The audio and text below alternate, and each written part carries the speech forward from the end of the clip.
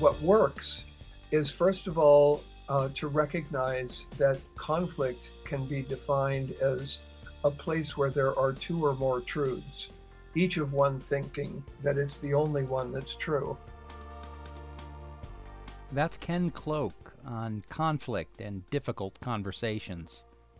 And this is, well, that went sideways, a podcast that serves as a resource to help people have healthy, respectful, and nonviolent communication. We present ideas, tools, and techniques to help you transform conflict in relationships of all kinds. Welcome to the episode of Well, That Went Sideways. I'm Jess Rao, joined by co-host Sam Fuqua, and today our guest is Ken Cloke. Welcome, Ken. Thank you. Ken, it's great to speak with you. Ken, for folks who may not be familiar, is a mediator. He wrote a book in 2018 called Politics, Dialogue, and the Evolution of Democracy. And then the subtitle of that book is How to Discuss Race, Abortion, Immigration, Gun Control, Climate Change, Same-Sex Marriage, and Other Hot Topics. Certainly, Ken, as we record this conversation in mid-June, we have many hot topics, if you will, to say the least. We're in the midst of nationwide protests in the streets of many cities and towns around police brutality, sparked by many incidences, most notably the murder of George Floyd by Minneapolis police. We are in the fourth month of a pandemic and the restrictions put in place to control the spread of COVID-19 and address public health concerns. And we're just a few months away from a presidential election with a current president who seems to thrive on divisive rhetoric. So what's top of mind for you during this time full of conflict? Well, I think that this is really the hour for conflict resolution to come to the fore. To start with, I'd just like to add to the crises that you've mentioned. I think, first of all, we're in the middle right now of 5 crises. First, a social crisis sparked by the incident involving George Floyd and issues of racism and police brutality, but extending also to the role of the police and how they handle demonstrators, extending to violence and discrimination against women, LGBTQ people, Jews, Muslims, Chinese, and others. A general social crisis over the issue of prejudice and discrimination. We're also in the middle of an economic crisis sparked by the global lockdown, but extending also to global poverty, to economic inequity, exploitation, the prioritization of profits over people. And as you indicated, we've got a political crisis that's going to pivot in November of this year and is impacting all of the rest of this, but is also sparked to some extent by denials of the right to vote, extending also to gerrymandering and even to democracy itself. We obviously have the health crisis, but we don't want to lose sight of the fact that we have also a deep and profound ecological and environmental crisis that is sparked by global warming and species extinctions, but extends also to issues involving air, water, and soil pollution, and our general attitude towards ecology. And each of these is influencing the others. Each of them makes the others worse and harder to handle. Each of them requires a higher order of skill in problem solving. Here's the place where conflict resolution, I think, comes to our assistance, because what it represents is precisely that higher order of problem solving that is required in order to tackle global problems in a diverse environment. Let's talk about how that works on an individual level. And one of the goals of this program is to give people practical information that they can use in their daily lives as they have these what can be very difficult conversations. What are some things to keep in mind during those interactions? Or is that the best place to start? Well, actually, we have at least 3 places that conflicts occur in, and we can start in any one of them. because our approach to conflict is really very similar in each of those three locations. The first is that conflicts occur inside of us. Secondly, they occur relationally with others. And third, they occur in the systems and structures in the environment that surrounds us. And so what works is, first of all, to recognize that conflict can be defined as a place where there are two or more truths, each of one thinking that it's the only one that's true. So the first approach is to recognize that there can be multiple truths. So, for example, if I were to ask your listeners to answer a set of questions, those questions could fall into three categories. Question one, who's the oldest person on this call, and who's the youngest person, or who's the tallest and who's the shortest? And notice that there will be a single correct answer for everyone. Second, I can ask, how old are you? Or how tall are you? And now there's a single correct answer for each person. But I could also ask, what issues are you facing at whatever age you are at? What does your height mean to you? And those questions now evoke multiple correct answers for everybody. So the first thing to recognize is that there can be diversity in correctness, that there can be multiple ways of approaching problems. And that's precisely what diversity is there for, is to give us a rich, complex way of addressing our problems. A second helpful thing is to focus on the future rather than on the past. Instead of trying to figure out who's at fault or what's wrong about the other person, ask people why that's important to them. Here's a question that's very powerful with relatives who have different ideas about politics.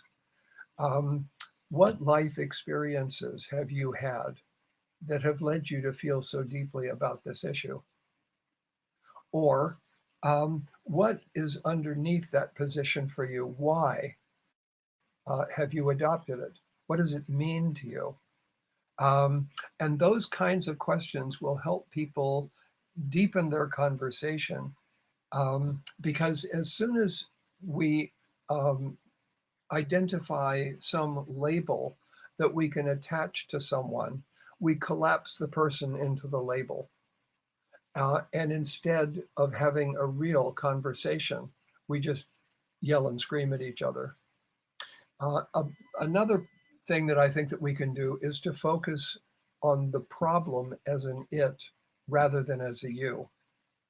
If we can define the problem in terms of how people are behaving rather than as the problem being defined as a group of people, then also we will be able to have a much better conversation and perhaps join in solving the problem. One of the chapters in your book, and perhaps one of the things that leads to the yelling and screaming, or in other cases, the total avoidance, is this connection between neurophysiology and the morality of political conflicts. Can you talk a little bit more about that? If we're in a situation where a difficult subject comes up, what is happening in our brain? Yeah, there's been a lot of really interesting research that has taken place on this. And what we've discovered is that any perception of the possibility of conflict is channeled through a little place in your brain, located about in the middle of your brain, that's called the amygdala. And amygdala means almond in Greek, and it's two little prongs that kind of stick out from the limbic system, which is responsible for processing emotion. And what the amygdalae do is that they do a threat detection. And if a threat is detected, a cascade of responses begins to take place. First, the amygdala can shut down the prefrontal cortex and hijack the brain. And that means rational thought may continue, but it isn't having any impact on behavior. It may also stop digestion and divert blood to your legs so you can run and your arms so you can hit. It will simplify whatever it is that the threat consists of, so that there may be a personality in the lion that is running towards you, but you're not interested in that personality. The lion becomes simplified to simply something that is out to hurt you. And then adrenaline is released in order to be able to dampen the pain response and give you extra energy so that you can escape.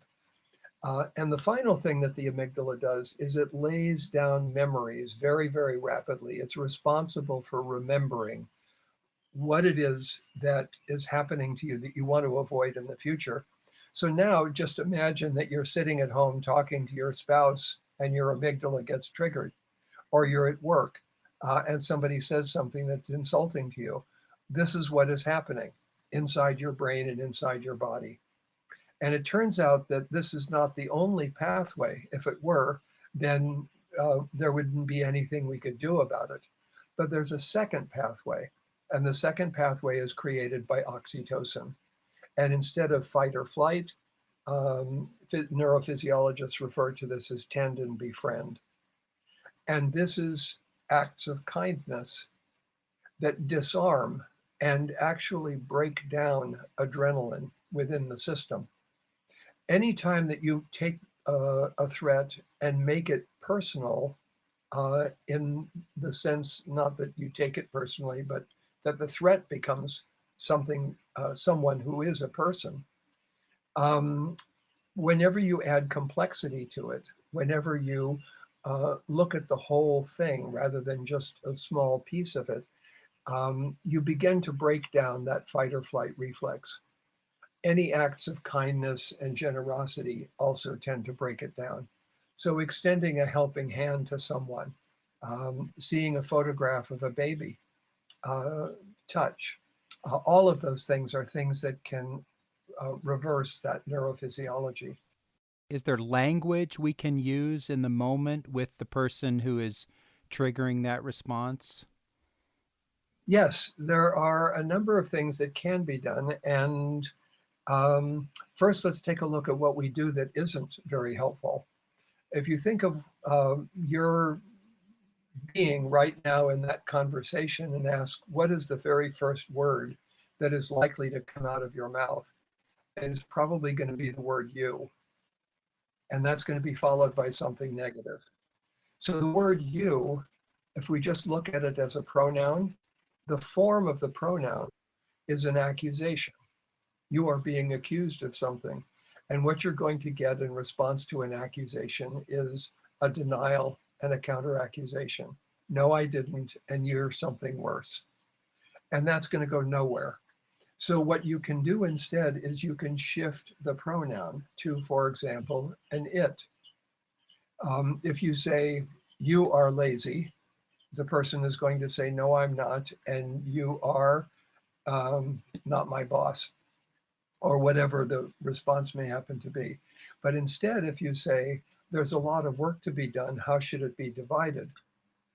Nobody's going to slip into denial or a counter accusation.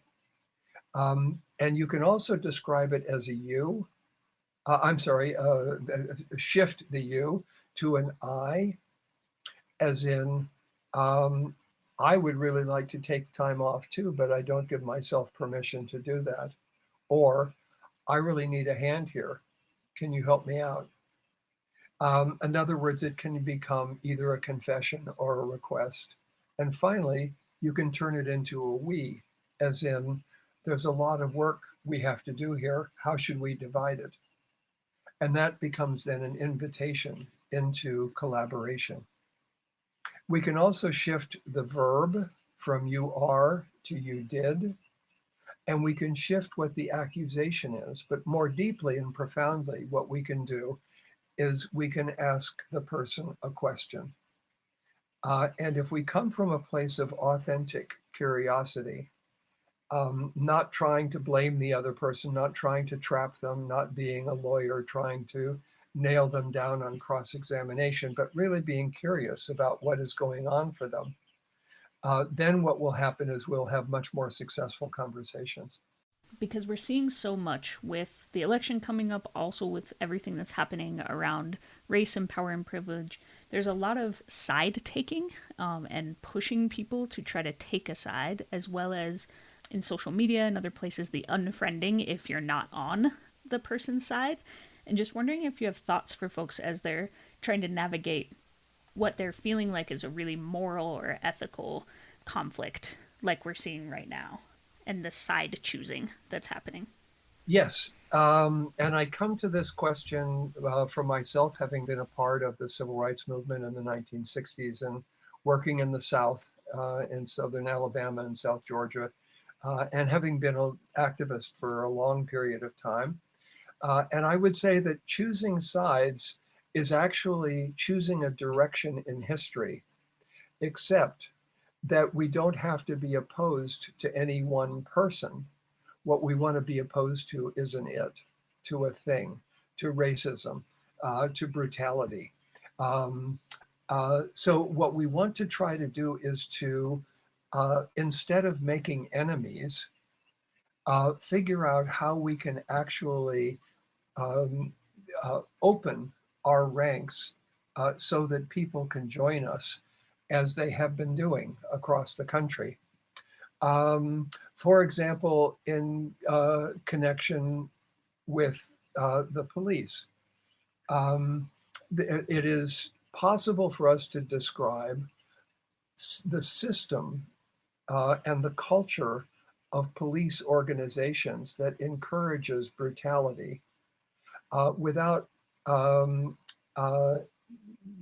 identifying that brutality with the person in a way that is judgmental and freezes them and prevents them through defensiveness from supporting what we believe in as a kind of invitation to everyone to participate in our social life, in our political life. So a part of what democracy requires is inclusion. And that's inclusion not just of people who have been excluded, but inclusion even of those who want to keep them out. So there has to be room in a post-slavery society, not only for the former slave, but for the former master. And that means making the conversation into one in which the slave and the master are asked to be human to each other. So it's not a compromise between slavery and freedom. It is the complete abolition of slavery as a relationship, as a conversation, as a form of domination, which takes place by creating a completely egalitarian conversation that is inclusive of everyone. So I think along with that, there's so much fear of what that could look like, or what might happen if we were to have those conversations. So whether it's a fear of loss of political power, a fear of loss of our jobs, there's just so much fear that's fueling both where people are standing politically, as well as within all of the other crises that you were talking about. And how do you control or manage or work with fear within conflict, knowing that we need to be able to sit down together and humanize one another? Excellent question, Jess. And here I would say that there is something in common between conflicts that take place between kids on a playground and conflicts between the heads of nation states. Conflicts that are entirely internal for each of us, and conflicts that are social and political. And here, basically, what we discover if we look at not only fear, but at anger, is that these are not the deepest emotions. In fact, if we start with anger, we can see that oftentimes beneath anger is fear. And oftentimes beneath fear is the perception of the possibility of pain or loss or grief or guilt. And underneath that is caring. And here we discover something important. Nobody gets angry over things they don't care about. So let's have a conversation about what you care about. That's the first piece. The second piece is just based on my own experience, and I think the experience of lots of others. We tend to be frightened more when we're alone than when we're together. And the individualistic culture that we have developed in the United States is very, very different and treats fear very differently than cultures in more collective, socially active, socially connected places around the world. And I think that what we have discovered through these protests that have been taking place over the period of the last couple of weeks is that there is something worse than fear. Um, uh, and that is the fear that comes to us when we feel powerless, when we feel that we're unable to have any impact on the world around us, the fear that happens when we do not stand up for what we believe in. And so there are kind of two kinds of fear. There's the fear that is an appropriate appreciation of the possibility of some form of pain, some form of loss. And there is the paralyzing fear, the fear that actually results in greater violence because it doesn't believe that it can do anything about the situation. But the fear that channels itself into activity, into organizing, into opposition to the various things that are dividing us, like racism and sexism and homophobia. These are forms of fear that actually bring us together. And in our togetherness, we experience a great deal less fear. We become more powerful. And we know that what we stand for has meaning. And the truth is, it does have that meaning. So we are now in a position where we have the possibility of dramatically shifting the way that policing happens in our country. And by shifting that policing, we're also shifting our capacity to participate in a higher order of democracy than the one that we have had up until now. Ken Cloke is a mediator, trainer, and author of several books, including Politics, Dialogue, and the Evolution of Democracy. You can find out more at his website, kencloke.com. Cloke is spelled C-L-O-K-E.